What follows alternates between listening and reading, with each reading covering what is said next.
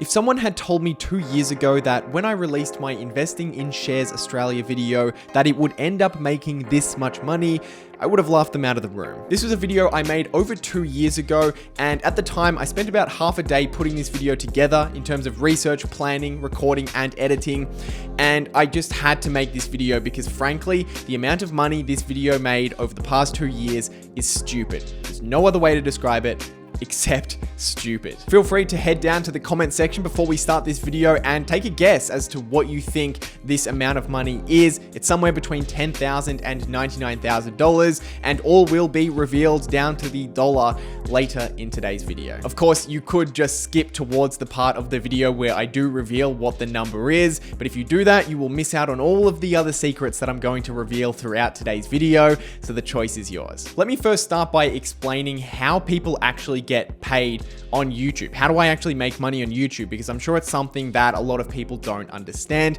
The first thing to know is that people get paid on YouTube through what's called the YouTube Partner Program. Creators who reach 1,000 subscribers and yearly watch time of 4,000 hours or higher, which equates to about 24,000 10-minute views, have the option to join the YouTube Partner Program. And there's a couple of benefits that you get from being a YouTuber who is partnered with YouTube. The first is, of course, you can choose how ads are presented on your channel. I'll talk a little bit more about that later in today's video. And the other part, the most important part, is that you get a revenue split for the advertising revenue generated from those ads. To be specific, the revenue split with YouTube and creators is 55-45. The creator gets 55% of the revenue and YouTube keeps 45%. And as far as I'm aware, every YouTuber has this revenue split. I don't think that there are YouTubers who are bargaining for higher splits. I don't think that's something that goes on. So this isn't some kind of split that you have to negotiate with YouTube every single year or every couple of years. It's just a fixed amount. You can either join the program and accept it or not. And when it comes to advertisements being placed on your channel, the creator does have a significant amount of control. However, there are some things that are just out of control for the creator. So in terms of things that are in your control, I can choose what types of ads are shown on my videos. So that can include skippable ads, non-skippable ads, and then those really annoying banners that you have to click the little X of and it kind of blocks a little bit of the screen. You can also choose how often and where ads are placed in your videos. So you can choose to have ads play immediately as someone clicks on the video, also at the end of a video before the autoplay of the next video starts, and you can also pick when and how frequently ads appear within a video. For those who have been watching my channel for a while, you may have noticed that I typically put ads every 5 to 6 minutes in a video. So if there is a 10-minute video, I'll usually only put one ad in the middle, one at the start and one in the middle. And if it's a 15-minute video, usually it'll be one at the start and then two in the middle. But what's actually really common now recently is for ads to be placed really about every 3 to 4 minutes. So for other videos, you're probably noticing that some videos there's ads all the time and it can be really, really annoying. And that's why I kind of like to leave it at 5 to 6 minutes. But I understand the temptation from a creator's perspective in that, of course, the more ads that you place throughout your video, the more money you're likely going to make on that video. However, in my eyes, if I was to put a lot more ads in my videos, yes, I would probably make more revenue over the next month, for example, but at what cost? And I think there is a significant cost to turning away an audience who just don't want to watch an ad every 2.5 minutes while watching a YouTube video. So those are some of the aspects of the advertising that is controlled by the creator. But one major part of the advertising program with YouTube that is out of the control of the creator is, of course, which advertisers get to place what ads on your videos. The selection of ads is done entirely on Google's ad platform, and this is really up to Google and the advertiser. The advertiser goes onto the platform, they have to get their ads approved by Google, so they can't just advertise anything, of course,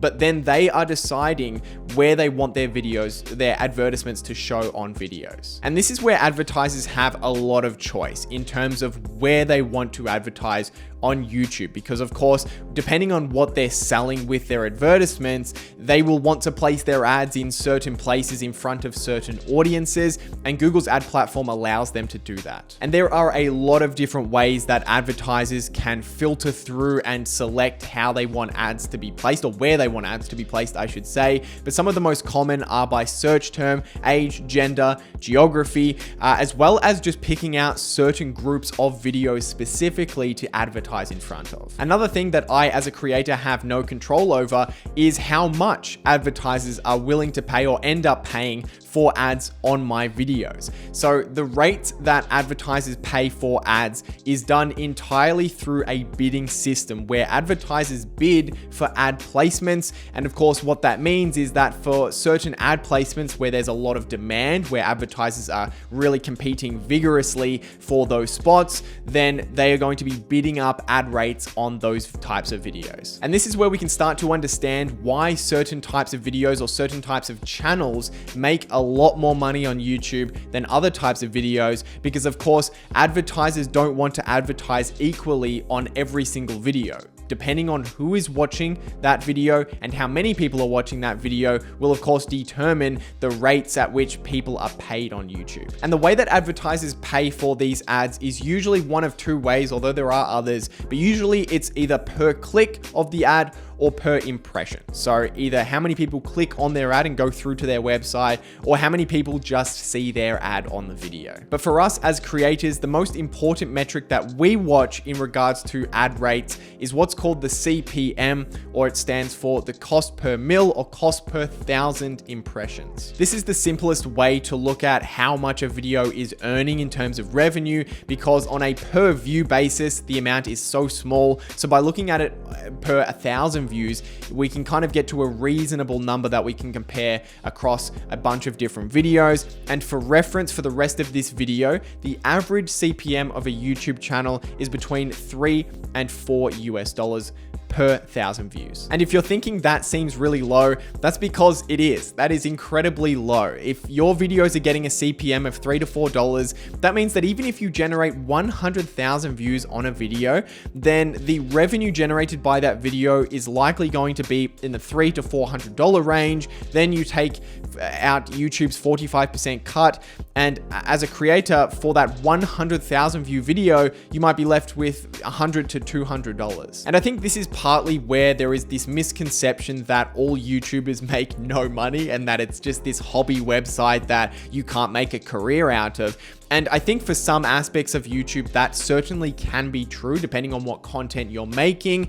But certainly for some areas of YouTube, the CPM is significantly higher. The rate that advertisers are willing to pay is significantly higher. And as a result, the outcome for that creator on a per view basis or per 1,000 views can differ significantly. And I can't speak for other genres or other niches on YouTube, but from experience in my niche, which is the finance and investing niche, the types of advertisers that want to advertise in front of my audience are willing to pay significantly more money than the average advertiser. So the types of businesses that end up advertising on my videos to an investing audience are things like investment brokerages, investment banks, normal banks, insurance companies, and a bunch of other financial institutions most of the time.